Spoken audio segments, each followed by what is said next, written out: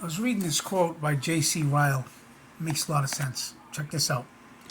People will never set their faces decidedly towards heaven and live like pilgrims until they really feel that they are in danger of hell. Let us expound and beat out the Ten Commandments and show the length and breadth and depth and height of their requirements. This is the way of the Lord in the Sermon on the Mount. We cannot do better than follow his plan.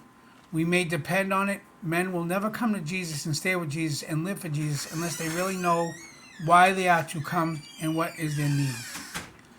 Those whom the Spirit draws to Jesus are those whom the Spirit has convinced of sin. Without thorough conviction of sin, men may seem to come to Jesus and follow him for a season, but they will soon fall away and return to the world. So on a breakdown of that one is, like for myself, I was, people that knew me loved me. I have friends that love me, said, oh, you were never mean. But for the people who I did not know and you were against me in public, I was a rotten, I could be a rotten dude. I was not as nice as my friends would think. I did a good job of taking care of business in that life.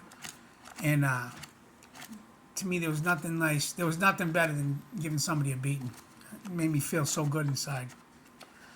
A lot of people can't see they have sexual sin too, like talking filthy all the time, degrading women and stuff. I see a lot of people doing that, and they don't think there's anything wrong with it.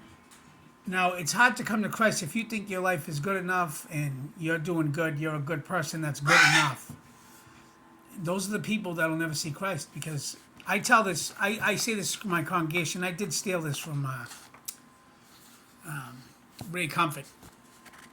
So, have you ever stolen anything? Even if it's something small, a paper clip off a desk, that wasn't you. You just took something. Something that's so minuscule. You know what I mean? You go on someone says, I need a tack. And you go to someone and you take a tack without asking. Right? You just stole that. Hold on a second. Maisie, shut up before I squirt you. Shut up. That bird. So loud when I make videos. Anyway, so you stole that little tack, right? And then, somebody asks you a question, and you don't exactly lie, but you omit. You do something to, you do something so that keep you out of it. You omit something so that it doesn't look so bad, right? That's still a lie. So a little white lie like that. You know what I mean?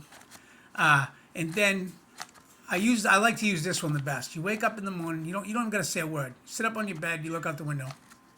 And the guy who down the street who runs his mouth all the time, you can't stand him. You see him walk by the window without saying a word. In your head, you're like, man, I'd like to go out there and punch that guy out. I'd like to give him a beating.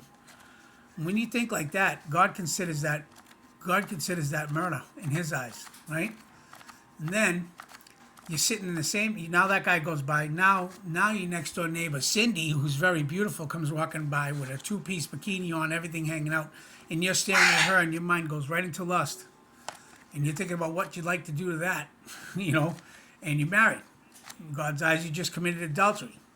So in those four scenarios, you just admitted that you're thieving, lying, murdering, adulterer.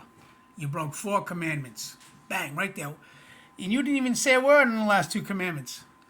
You can be quiet through all of that, except for the omitting part. Someone's asking you something, but you can steal a tack without saying a word. Thief.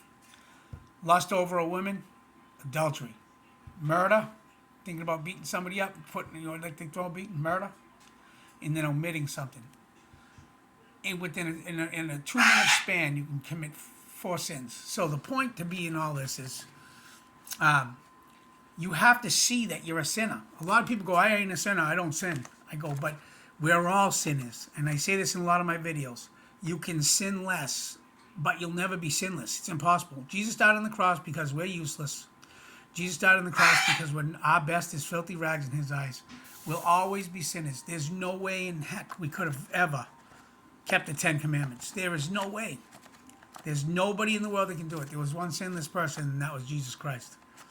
So, my point is, the only way you're ever going to really get a relationship with God is you have to realize you're a sinner. People walk around believing that their sin is nothing, and they don't care. It's too bad. That's the way they feel.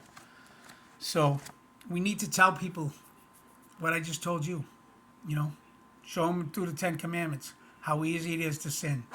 You don't got to say a word. You can be out of bed 30 seconds and commit 2 sins. Anyway, I hope this helps somebody. Peace, love, and God bless.